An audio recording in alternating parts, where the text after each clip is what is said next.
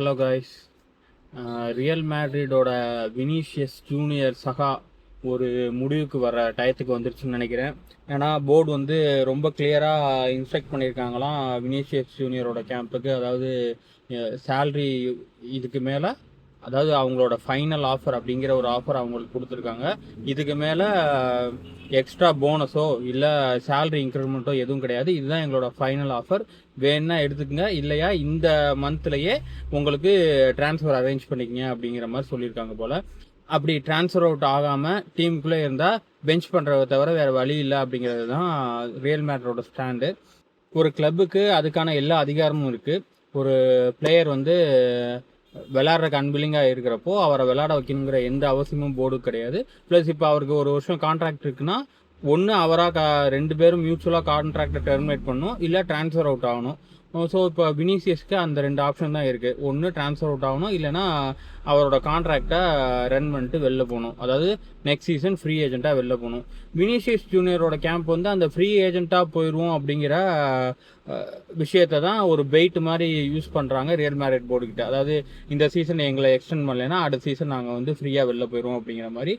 Real Madrid வந்து அதுக்கு of course Vini மாதிரியான ஒரு மோஸ்ட் வேல்யூபிள் பிளேயரை ஃப்ரீயாக வெளில அனுப்புறதுக்கு போர்டு ஆசைப்படாது. பட் ஆனால் வேறு வாய்ப்பும் இல்லை. ஏன்னா போர்டோட ஃபினான்ஷியல் ஸ்ட்ரக்சருக்குள்ளே விசேஷ் வராமல் இருக்கிறது தான் பெரிய ரீசன். ரியல் மேட்ரிட் மாதிரியான கிளப்ஸில் வந்து நான் முன்னாடியே சொன்ன மாதிரி ஸ்டார் பிளேயர் அப்படிங்கிறதுக்காக மட்டுமே ஒரு அவங்களோட ஃபினான்ஷியல் ஸ்ட்ரக்சரை உடைக்க மாட்டாங்க. அவங்களுக்குன்னு ஒரு ஸ்ட்ரக்சர் இருக்கும், அவங்களுக்குன்னு ஒரு பிளான் இருக்கும், அவங்களுக்குன்னு ஒரு ரிஜிடிட்டி இருக்கும். அதை பிரேக் பண்ணுறதுக்கான வாய்ப்புகள் ரொம்ப ரொம்ப கம்மி. நான் இப்போ ஏற்கனவே வினிஷியஸ் ஜூனியரோட கான்ட்ராக்ட் பற்றி பேசுகிறப்போ சொல்லியிருந்தேன், ரொனால்டோ ரமோஸ் மாதிரியான பிளேயர்ஸ்க்காகவே அதை பிரேக் பண்ணல அப்படின்னு. ஸோ அதை கம்பேர் பண்ணுறப்ப வினிஷியஸ் வந்து ரியல் மேட்ரிடுக்கு அவ்வளோ ஒன்றும் பெரிய சாதனைகள் செஞ்ச பிளேயர் கிடையாது. அஃப்கோர்ஸ் அவர் வந்து ரியல் மேட்ரிடுக்காக ஒரு 2 சீசன் ரொம்ப சூப்பரான சீசன் கொடுத்துருக்காரு. ப்ளஸ் இப்போ இன்னைக்கு டேட்டுக்கு அவர் one of the very best wingers. அவரோட குவாலிட்டியிலையோ அவர் ரியல் மேட்ரிடுக்காக செஞ்ச விஷயங்களையோ கொஸ்டின் பண்ணவே இல்லை. பட் ஆனால் அவர் செஞ்ச விஷயங்கள் அவர் கேட்குற விஷயங்களுக்கு ஈடானதா அப்படின்னா கிடையாது அப்படிங்கிறது தான் பதில்.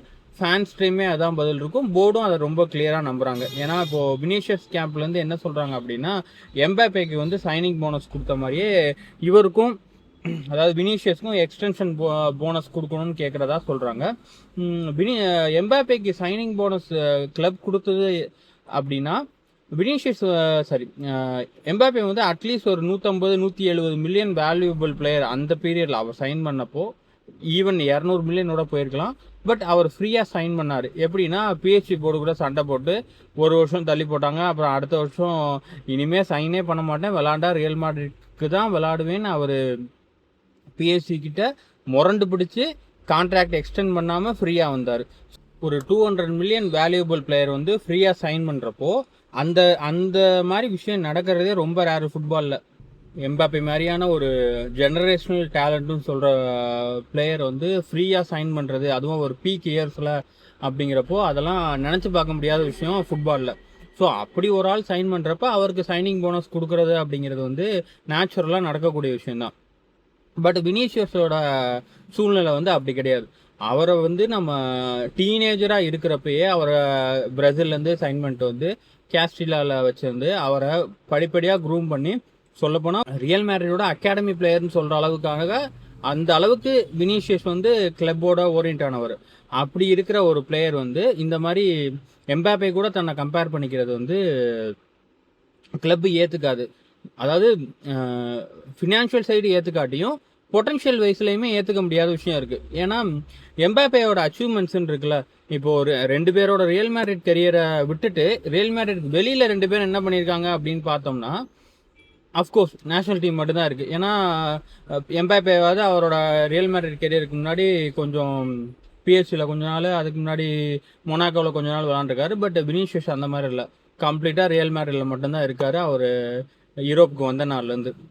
ஸோ அவரோட ரியல் மேட்ரிட் கெரியர் எடுத்துகிட்டு 2 பேரையும் காமன் கிரவுண்ட் வச்சு பார்க்கணும் அப்படின்னா இன்டர்நேஷ்னல் சைடில் மட்டும்தான் வச்சு பார்க்க முடியும். அப்படி வச்சு பார்த்தா எம்பாப்பே ஆல்ரெடி ஒரு வேர்ல்டு கப் ஃபைனல் விளாண்டுருக்காரு. சாதாரணமாக போய் விளாண்டாரா? அதுவும் கிடையாது. வேர்ல்டு கப் ஃபைனலில் ஹேட்ரிக் கோல் ஸ்கோர் பண்ணது, அதாவது மெஸ்ஸியோட ட்ரீமை just meters away from breaking it அப்படிங்கிற லெவலில் சிங்கிள் ஹேண்டடாக அந்த ஃப்ரான்ஸ் டீமை அன்னைக்கு அந்த தேதியில் தூக்கி நிறுத்தினது எம்பாப்பே மட்டும்தான். அந்த மாதிரி வினிஷியஸ் பிரேசிலுக்கு என்னைக்காவது ஒரு கேம் இந்த மாதிரி இம்பார்ட்டண்ட்டான லெவலில் விளாண்டுருக்காரா அப்படின்னா அவர் கெரியரில் இல்லவே இல்லை. அவர் அதாவது நெய்மார் இன்ஜுரி ஆகி, அதாவது அவரோட கண்டினியூஸ் இன்ஜுரியால் நெய்மார் வந்து டீமை லீட் பண்ண முடியாமல் இருக்கிறப்போ அந்த பிரேசில் டீம் வந்து ரொம்ப எதிர்பார்த்தது வினிஷியஸ் தான். ஏன்னா வேற யாரும் அவருக்கு ஈக்குவலான பிளேயர்ஸ் பிரேசில் டீமில் இல்லை. அப்படிங்கிறப்போ வினிஷியஸ்லேருந்து என்னெல்லாம் எதிர்பார்த்தாங்களோ எதையாவது எங்கேயாவது ஒரு இடத்துல செஞ்சுருக்காரா அப்படின்னா இல்லை. கோப்பா அமெரிக்கா விளாண்டாங்க, தோத்தாங்க. வேர்ல்டு கப்பில் தோத்தாங்க. ஸோ கண்டினியூஸாக இன்டர்நேஷ்னல் சைடில் பிரேசில் டீம் எதுவுமே செய்யலை. பிரேசில் டீம் ஒன்றுமே செய்யலை அப்படிங்கிறத விட வினிஷியஸ் வந்து பிரேசிலுக்கான கான்ட்ரிபியூஷன் என்ன கொடுத்தாரு அப்படின்னா அதுவும் பெருசாக இல்லை அப்படிங்கிறது தான் விஷயமா இருக்குது. ஸோ அப்படி இருக்கிறப்போ எம்பாப்பையும் வினிஷியஸையும் ஒரே தட்டில் வச்சு பார்க்குறதுக்கு ரியல் மேட்ரிட் போர்டு ஒன்றும் எந்த விஷயமும் தெரியாமல் இருக்கிற போர்டு இல்லை. அவங்க வந்து ரொம்ப கிளியர் அண்ட் கட்டாக எல்லா விஷயத்தையுமே டீப்பாக அனலைஸ் பண்ணி தான் ஒரு டெசிஷன் எடுப்பாங்க. ஸோ அப்படி எடுக்கிறப்போ வினிஷியஸுக்கு இப்படி ஒரு சாய்ஸ் கொடுக்குறாங்க அப்படின்னா வினிஷியஸ் வந்து ரியல் மேட்ரில் கண்டினியூ பண்ணணும்னு ஆசைப்படுறப்போ அவங்க கொடுக்குற சாய்ஸை அமைதியாக ஏற்றுக்கிறது தான் நல்லது.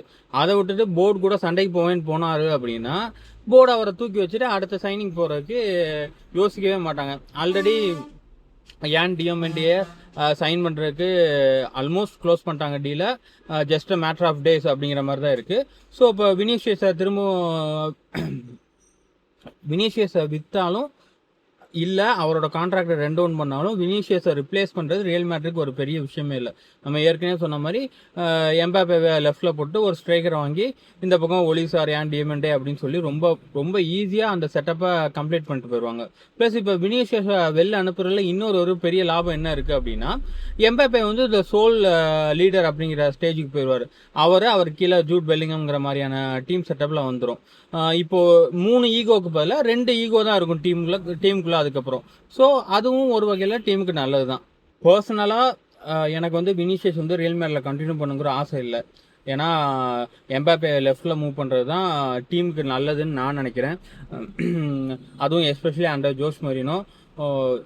எப்படி நம்ம ரொனால்டோ வந்து அந்த லெஃப்ட்லேருந்து லெஃப்ட் ஃபார்வர்டு கன்வெர்ட் பண்ணி ஒரு கோல் ஸ்கோரிங் மெஷினாக ஸ்டார்ட் ஆன பீரியட் வந்து ஜோஸ் மரினோவோ, அதே மாதிரி எம்பாப்பேயும் அந்த மாதிரியான கன்வெர்ட் பண்ணுறதுக்கான வாய்ப்புகள் ரொம்ப ஜாஸ்தி. அதுக்கு அவருக்கு அந்த லெஃப்ட் சைடை ஃப்ரீ பண்ணி கொடுக்கணும். வினிஷியஸ் ஆப்வியஸ்லி ரைட்டில் விளாட்றதுக்கு ஒத்துக்க மாட்டார், அவரால் சென்டர்லையும் விளாட முடியாது. ஸோ 2 பேரில் ஒரு ஆள் தான் அந்த லெஃப்ட்டில் விளாட முடியும். அப்படிங்கிறப்போ என்னோட சாய்ஸ் வந்து பர்சனலாக எம்பாப்பே தான் ஆரம்பத்தில் இருந்து, அதில் எந்த மாற்றமும் இல்லை. ஆனால் கிளப்பு வந்து வினிஷியஸை இவ்வளோ தூரம் இறங்கி போய் சைன் பண்ண ட்ரை பண்ணுறதும் நல்லது தான். ஏன்னா அவர் இத்தனை காலம் டீமோட வெரி இம்பார்ட்டன்ட் பிளேயராக இருந்தார். அப்படிங்கிறதுக்காக அவருக்கு வந்து எல்லா வகையிலையும் கான்ட்ராக்ட் எக்ஸ்டென்ஷன் பண்ணுறதுக்கான முயற்சியை கிளப் எடுத்துகிட்டு தான் இருக்காங்க. பட் அதையும் மீறி வினிஷியஸோட டிமாண்ட்ஸ் வந்து ரொம்ப அதிகமாக இருக்குது அப்படிங்கிறது தான் கிளப்ஸாக இல்லைன்னு சொல்கிற கம்ப்ளைண்ட். இந்த பிரச்சனையில் என்னை பொறுத்த வரைக்கும் நான் வந்து கிளப் பக்கம் தான் நிற்கிறேன். கிளப் வந்து அவங்க என்ன செய்யணுமோ அதை கிளியராக செய்கிறாங்க. அதாவது இது வந்து 4-5 டைமாக அவங்க அட்டன் பண்ணுறாங்க கான்ட்ராக்டரை எக்ஸ்டெண்ட் பண்ணுறதுக்கு. பட் எகெயின் அண்ட் எகெயின் வினிஷியஸோட அந்த டிமாண்ட்ஸ் வந்து அங்கேயே தான் நிற்கிது. இவங்க இங்கே நிற்கிறாங்க, அவர் அங்கே நிற்கிறாரு. 2 பேரும் ஒரே இடத்துல நிற்கிறப்போ இது பேசி இனிமேல் முடிக்கிற ஸ்டேஜ் இல்லை அப்படிங்கிற லெவலுக்கு போயிட்டாங்க. ஸோ பெட்டர் இப்போவே வினிஷியஸை செல் பண்ணுறது தான். அப்படி இல்லை ஒரு வருஷம் அவரோட கான்ட்ராக்டை முடிச்சுட்டு அடுத்த வருஷம் ஃப்ரீயாக அனுப்புகிறதா இருந்தாலுமே ரியல் மேட்ரிக்கு அதனால பெரிய லாஸ் இருக்கும்னு எனக்கு தோணலை. அதே சமயம் ஒரு வருஷம் பெஞ்சில் இருந்தானா வினிக்கு அவரோட கெரியரில் என்ன ஆகும் அப்படிங்கிறதும் யோசிக்க வேண்டிய விஷயம். ஏன்னா ஒரு டாப் பிளேயர் வந்து ஒரு வருஷம் வேஸ்ட் பண்ணுறது அப்படிங்கிறது, அதுவும் ப்ரைம் இயர்ஸில் ஒரு வருஷத்தை முழுசாக வேஸ்ட் பண்ணுறது அப்படிங்கிறது எந்த பிளேயருக்கும் நல்லது கிடையாது. ஸோ வந்து வினிஷியஸ் அதை கன்சிடர் பண்ணணும். ரியல் மேட்ரிட் சைட்லேருந்து இனிமேல் பெரிய எக்ஸ்டென்ஷனுக்கான டாக்ஸ் இருக்காதுன்னு தான் நினைக்கிறேன். So the ball is in Vinicius court அப்படி தான் சொல்லணும். பார்க்கலாம். தேங்க்யூ.